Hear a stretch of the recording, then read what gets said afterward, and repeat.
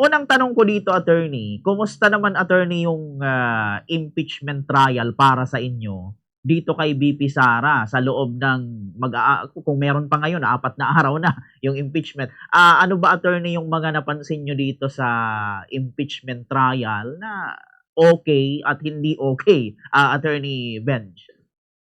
Parang nagwa-warm up pa yung kabila, parang warm up pa lang 'to, parang pero medyo nagkakainitan na.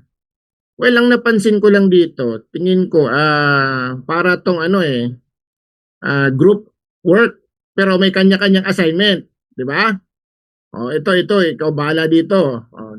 Ito gawin mo. Tapos tingin ko hindi nag-uusap yung ano, defense team, may kanya-kanya. Kasi ang mahirap dito, kasi kanya-kanya silang law firm kanya-kanyang law firm yung nag-handle. So tingin ko, dun sa defense, may kanya-kanyang assignment, di ba? So pag natawag ka, bahala ka sa buhay mo. Di ba? Dapat sinasalo, walang sumasalo. So, ganun. Yun ang tingin ko initially. I think this is just a warm-up. So, tingin ko din na normal din naman yan kasi parang kahit naman saan, pag baptism of fire, ika nga, unang salang, syempre natural yun na tingin ko may mga nininervyos, may kaba. I think sa susunod na mga hearing, tingin ko magiging more confident na yung both sides ng defense at prosecution. Opo, ayun. Eto, attorney, puntahan ko yung about muna sa sa presiding officer. Nakita natin ang presiding officer, si Senator Chis Escudero. Tapos kasama si Senator Win Gatchalian. Pero ang problema dito, attorney, marami ang tumututol. Dapat daw niya si Senator Win ang ang presiding officer, hindi si Senator Chis. Ayun, yun yung sabi ng iba. Para sa inyo, attorney, ano ba to? Sang-ayon ba talaga sa rule yung ganitong sistema na dalawa sila na nag-preside dito sa impeachment trial, attorney? Yung opinion naman nila na dapat si Senator Gatchalian, tama naman kasi siya ang Senate President. Kasi nasa rules nga naman na sinasabi na dapat pag merong impeachment with regards to the Vice President, ang dapat naka-presiding officer yung Senate President. Kaya lang ang problema dito, hindi siya kasi siya abogado. So hindi niya alam paano mag-rule. Pag may mga ganong objection, pag may mga ganong legal terms, may nagtatanong. So para namang magmumukha naman siya dong, alam mo na, ayaw ko nang sabihin yung term, di ba? So, mahirap. So, pwede naman siya mag-appoint ng kanyang assistant, di ba? Nag-guide sa kanya. So, tamang-tama naman to na isang, yung assistant nga niya na si Chis Escudero ang mag-preside. Kita niyo naman alam niya yung rules of procedure, rules of court. So, pag may mga ganong objections, may mga ganong citations, nasasagot niya. Pero ang problema nga doon, nandun siya sa gilid, di ba? Pero nangyari naman na to during the time of the former President Estrada, na pag-president ang magpe-preside yung Chief Justice, nandun din naman sa gilid, di ba, na kung maalala mo, is si Senator Nene Pimentel. Di ba? Kung maaalala nyo. Pero yun nga rin, yun din, nireklamo rin nila yun. Bakit nandun daw yung Senate President? Di ba, dapat na magpe-preside yung Chief Justice ng Supreme Court. Ay di ano nang gagawin niya, ano na yung role niya. So dapat iklaro yun ngayon sa ating saligang batas o sa kanila sa rules of impeachment ng Senate na dapat ano ba talaga, dapat dalawa yung or mag-create sila dapat ng separate court. Na dato pwedeng nakaupo lang doon yung Senate President tapos kung sino yung presiding officer. Doon lang kasi sila so parang kawawa tuloy, nagmumukha tuloy kawawa, wala siyang masabi, wala siyang kasi hindi nga siya abogado. Di ba? So, parang attorney, tatama yung sinasabi ng iba na nagmukhang flower base si Senator. Tingin ko nga kasi pag sila ng ruling, humingi ng ruling yung kabilang panig, whether the prosecution or the defense, paano siya mag-rule kung paano isa-cite, bakit siya nag-object, bakit siya na-sustain, di ba? Bakit na-overrule yung motion ng either party. So, mahirap nga naman yun.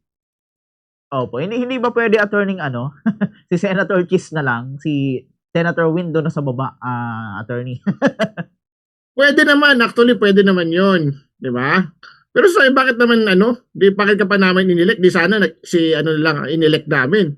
si Chis Escudero na lang ang inelect nyo na maging Senate President. Eh bakit? Anong purpose mo na, ang purpose na inelect ka namin? Hindi ka naman pala makakapag-preside. Diba? Eh, pwede naman yun. O di magbotohan sila uli para bumaba siya. Kasi he has to be there. Kasi nga, siya ang Senate President. Diba? He has to be there. Hindi siya pwede sa baba. Dapat talaga may sariling upuan. Diba? Para sila nagsiksikan doon. Sabi ko nga, dapat ngayon, na-realize na nila na mag-create sila ng separate moot court for that particular. Hindi wag doon lang sa mismong Senate. Diba? Okay po. So ito, attorney, kumusta naman sa inyo si Senator Chis Escudero?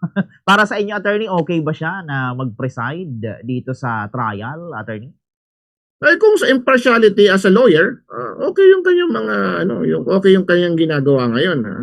Mukhang impartial naman siya based doon sa mga ruling niya with regard to the prosecution and with regard to the defense, which is based on the rules naman.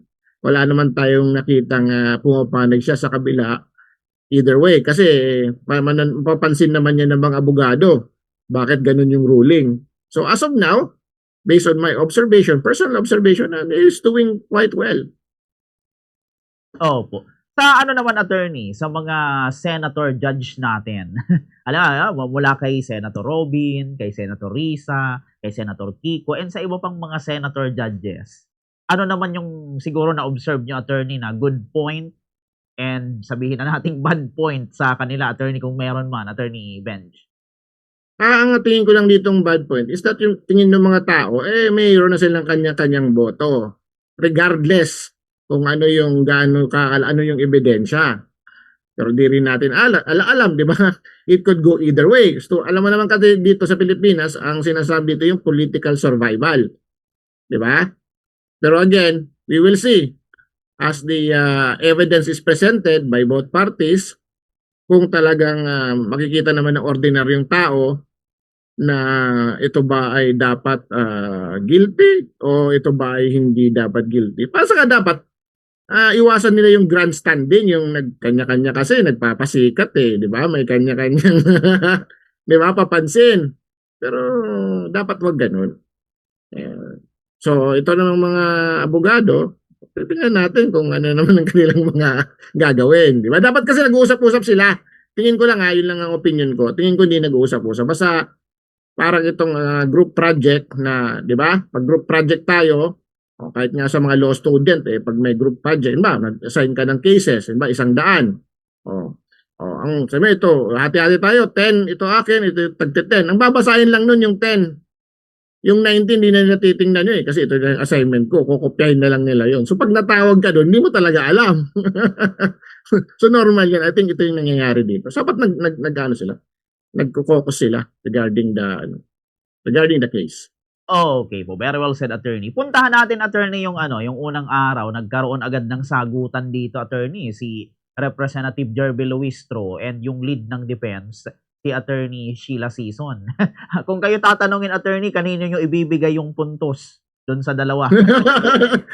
Mahirap tayo magbigay ng puntos doon. Pero I think kasi, ang mahirap kasi dito, in fairness with Congressman Luistro, hindi naman kasi siya hindi siya litigator. Yun ang problema. Congresswoman siya, 'di ba? Doon naman sa kabila, talagang hasayon. Parating nasa courtroom 'yon. And then I think sanay siya sa ganitong klaseng sindakan. Normal naunahan ka pag naunahan ka masisindak ka, 'di ba? So yun lang ang ating din yung negative points. She is not a litigator. Yun lang ang kanyang ang negative points ni Congresswoman Luistro, dapat hindi siya ang unang sumalang or dapat sinalo siya. Diba? Okay po iyon. Pero dito, attorney, sa second day naman, ito naman, may panibagong nagkasagutan dito si Attorney Ligutan and si Attorney Narbasa ng Defense. Ano naman yung masasabi niyo doon, attorney? Kasi mainit yung debate ng dalawa Attorney Benj. Well, yun na nga, may nga yung debate, yun na nga, dun sa kanya-kanyang strategy. It was supposed to be a strategy ng kabila. Pero nga, sabi nga, di ba, dun sa rules, sabi nga nung kabila, direct ka So, dapat di ka magbigay ng leading questions. Di ba? So ito naman, dapat naman talaga, huwag ka pikon. Eh. Pag napikon ka, talo pikon, di ba? Pero yun na nga, dapat nag-uusap nga, yun ngayon na notice ko dun sa defense, tingin ko may kanya-kanya silang assignment on particular topic to tackle. O, ikaw dito. So kaya nga siguro, dapat ganun medyo alanganin yun. Dapat nag-ask sila ng 5-minute recess para makaregroup sila, di ba? Parang wala, tuloy-tuloy. Parang yung nararattle yung kabila, hinahayaan lang nila. Di ba? Anyway, siguro, hindi ko naman, grupo mo naman yan. Di ba? Parang gano'n. So, I think that's the problem with that. Yung assignment sila, so hindi niya although collaborating naman sila, since yung assignment niya, tingin ko hindi rin binasa ng co-counsel niya yung assignment niya. So hindi siya masasalo kung sakaling hindi siya makasagot o may problema dun sa kanyang mga motion o kanyang mga objection. Hindi niya maklear kung ano ba yung basis, di ba? Oh. Saka Okay. parang naunahan siya, nasindak siya. So, pero nakabawi naman yata. Opo, yun. Ano naman, attorney, masasabi nyo doon sa ano? Kasi ito, naging mainit din to, attorney, lalo na sa internet. Kasi, sabi ni Narbasa, yung photocopy daw, hindi yun original. Pero, according kay Attorney Ligutan, Attorney Benj, yung photocopy daw ng mga document as of now, considered as original pagdating sa korte. Anong masasabi nyo doon, attorney? Yun nga, marami nga may nagsasabi niyan. Kasi meron nang amended rules ng rules of evidence na a photocopy can be admitted as long as there is no question dun sa pagbiging yung authenticity ng dokumento and due execution. So, pwede talaga siyang i-admit subject to exceptions. Kailangan nga i-authenticate mo muna dun sa or nakalimutang mag-object. Kasi ang secondary evidence can really be presented if the original copy is unavailable and you can prove it na the original is unavailable. Diba? Saka din doon, isa pa, yung pinon ko din yun, actually pinost ko to sa page ko, na pag ang photocopy daw ng pera, original daw yun, di dapat tanggapin. Hindi naman ang pera is not considered a document. Ang pera is considered legal tender. Okay? Iba ang definition ng pera sa Central Bank Act at yung definition ng dokumento sa Rules on Evidence. So, yun ang dapat maintindihan ng tao. O, di ba sabi, photocopy to, tatanggapin. Di ba yung mga pilosopo natin? So kanya-kanyang rules kasi yun. Okay. Okay, so mga kababayan natin na hindi po ang photocopy po, hindi po dahil iba po ang dokumento, iba po ang pera, ang definition nito. So, ibig sabihin pala, attorney, kahit photocopy ng document, any document, tatanggapin siya sa korte, attorney? Opo. Tinatanggap na po siya ngayon. Ang tawag dyan is secondary document. Meron tayong original document and then secondary document. As long as you can prove at isabihin mo sa korte na ang original na dokumento ay nasa tinatago o ayaw ilabas ng kabilang partido, kailangan dapat tanggapin mo na lang tong secondary copy or ang photocopy. Paano, attorney, kung may mag-open na naman ng argument na bakit anyo sa pag mag-a-apply ng trabaho, kailangan original, hindi pwedeng photocopy, pero bakit sa korte pwede na yung photocopy? Paano yun, attorney? Actually, meron nga tayong yung rules on electronic evidence na sinasabi na admissible na siya, tinatanggap na siya. Hindi naman porque sinabing photocopy, hindi na siya totoo. Meron na kasi tayong yung 2000 pa yun, hindi masyadong na-implement na electronic document is considered original na actually. Diba? O kahit nga yung picture, pwede na siya. Kaya di ba PDF? Yun na yung tinatanggap na siya actually. So dapat yung mga opisina, dapat mag-ano na rin sila, mag-update na rin sila ng batas na meron na tayong electronic document rules na a printed document is as same as as considered as original. Duplicate original ang tawag doon. Okay, yun. Puntahan natin, attorney, yung statement nung unang testigo, yung NBI agency, Kalilong. Kumusta yun para sa inyo, attorney? Sa tingin nyo, attorney, okay ba yung mga sinabi niya? Questionable or hindi okay, attorney? Oh, very calm siya.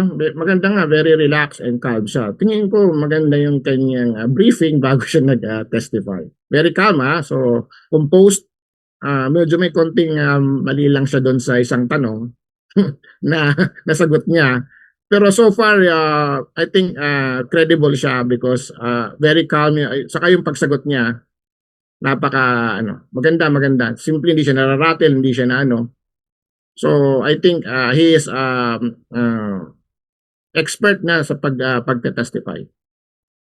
Okay. And dito, attorney, sa impeachment trial na ito, para lang malinawan ulit yung ating mga layman, ano ba 'to, attorney? Ano ba ilan po ba yung kailangan talaga ditong boto? Sabi kasi nung iba 16. Sabi naman ng iba, wala na si Senator Marcoleta, wala na si Senator Jinggoy, baka mababa na 16, pwede na yung 13, pwede na yung 12, gano'n.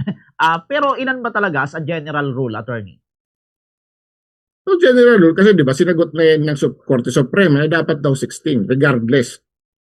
Pinaliwanag na rin yan ni Senator Chis Escudero doon daw sa jurisprudence ng Zamora case na regardless whether absent o wala yung tatlo, talagang 16 daw talaga dapat ang magiging bilangan para makonvict itong dito sa impeachment trial. So ito ay hindi na haka-haka, hindi na tayo dapat kung yan ba, 15, 14, bagat ito ay nasagot na dati pa ng Korte Suprema. So mananahimik na tayo na dapat 16 talaga para malinaw. Okay yun. So, regardless pala, attorney, so 16 talaga pala. So, pero dito, attorney, sa case naman ni Senator Marcoleta, pwede ba siya, attorney, makaboto pa rin dito sa impeachment? Kahit na yun nga po, may kaso siya na plunder, attorney. Hindi pa rin naman siya convicted, di ba? May kasabihan nga tayo, you are presumed innocent. Ikaw ay inosente hanggat hindi ka nahatulang na ikaw ay guilty, di ba? So ito ay sadyang lang lamang, ay kaso lamang ng paghahabla pa lang naman. So kailangan patunayan nila na itong ang ating mabuting senador ay nagkasala ng ganitong klaseng kaso. So kailangan nila patunayan ito beyond reasonable doubt, di ba?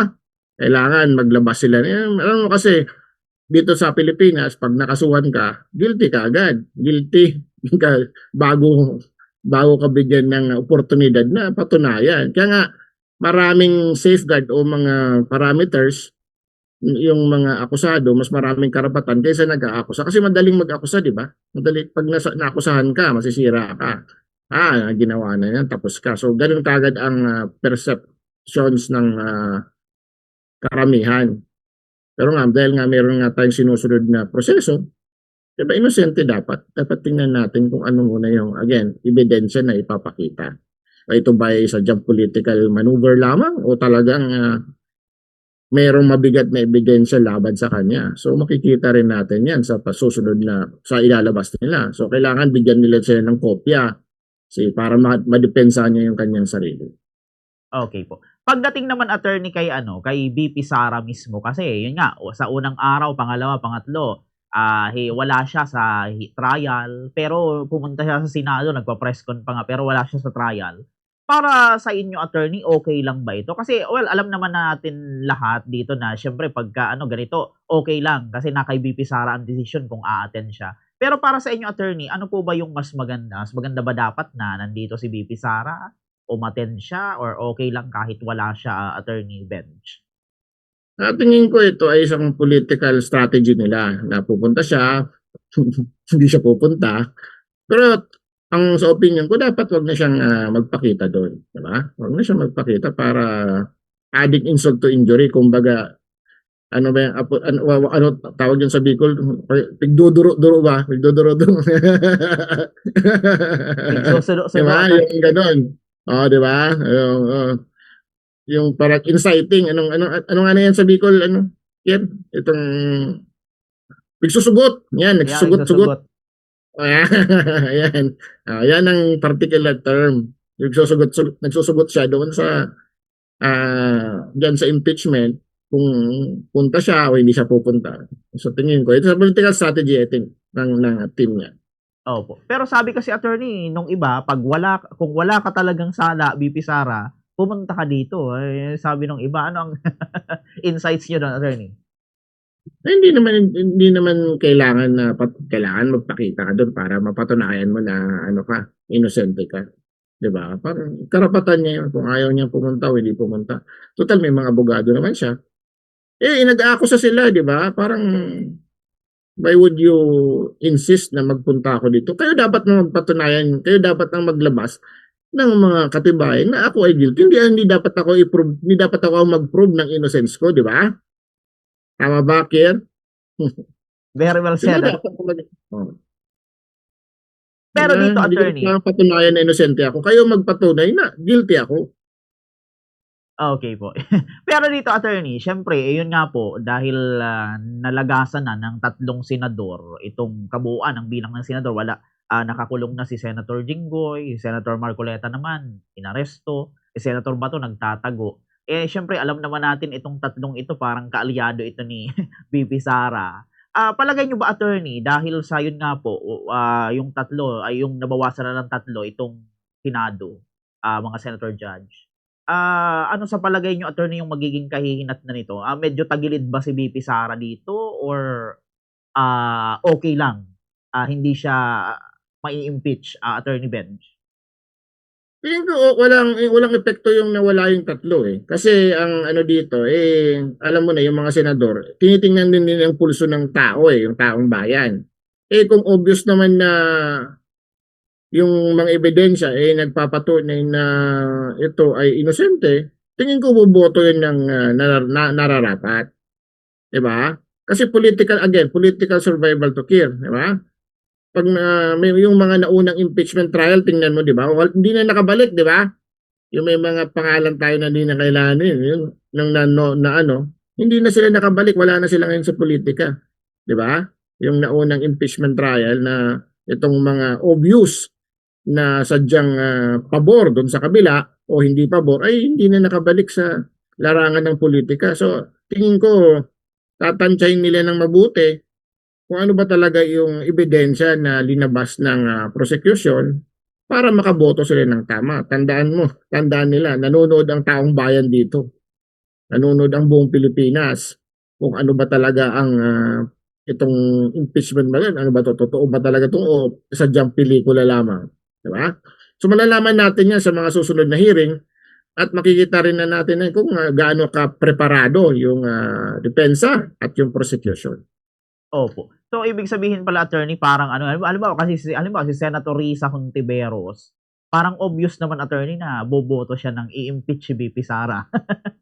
Pero bilang senator judge, dapat anuhin niya yon, attorney, kumbaga dapat hindi niya gawin yun. Impartial, tama. Oo, impartial. Eh kung ang boto niya obvious naman na ano, hindi na makakabalik, hindi naman nanalo yan. Di ba? Oh, hindi naman nanalo yan kung sakaling na obvious I mean talagang nakalatag na sadyang ito ay malinaw pa sa sikat ng araw na may malinaw na ebidensya tapos ganoon ang boto niya talagang sira na siya, mawawala siya sa ang kanyang political career. Diba? Yun. So dito, attorney, mga remaining question na lang, attorney, ano po. So ano, attorney, yung inaasahan pa natin na mangyayari sa mga, kung meron ngayon ng trial or kung wala sa mga susunod na araw, na impeachment trial, na mangyayari sa impeachment trial ni VP Sara, Attorney Benj?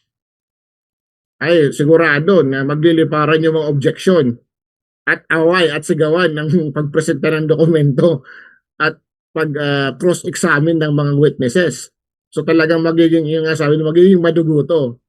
So kailangan maganda sila ng ano, magandang labanan to. At kasi mga bata pa tong mga abogado. So talagang mukhang may init pa. O di ba? Ano, cool lang, di ba? Nagkakainitan talaga, di ba?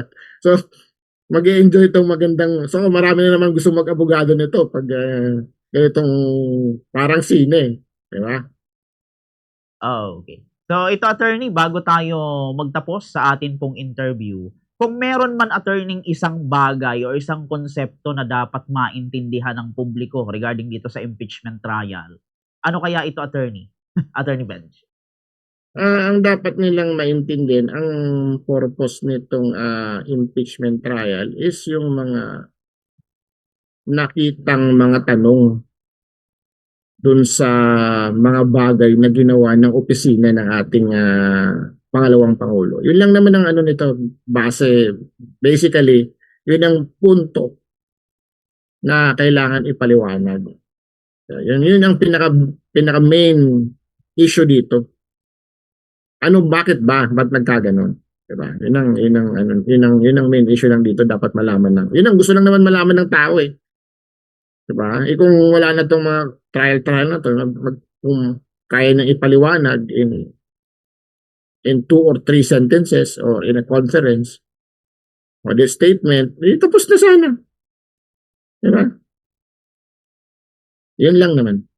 Oh, okay. Saka politika to eh. Politika kasi. Diba?